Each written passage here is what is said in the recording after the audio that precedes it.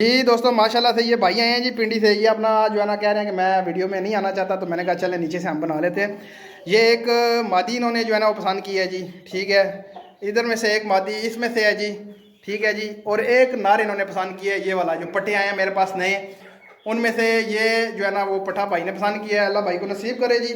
इनको अब कार्गो करते हैं और ये खुद आए हैं पिंडी से लेके जाने के लिए और ये लेके जा रहे हैं। इसके अलावा कोई भाई अगर पेपर वाइट में डील करना चाहे जो इंशाल्लाह मिल जाएंगे, जो उसको पट्टे पट्टियाँ पड़े हुए हैं, अपना छोटे चूज़े पड़े हुए हैं, इसके अलावा 2 महीने के चूज़े पड़े हुए हैं जी, इंशाल्लाह उनको मिल जाएंगे। पैक करते हैं जी भाई को और फिर अल्लाह नसीब करे जी भाई को।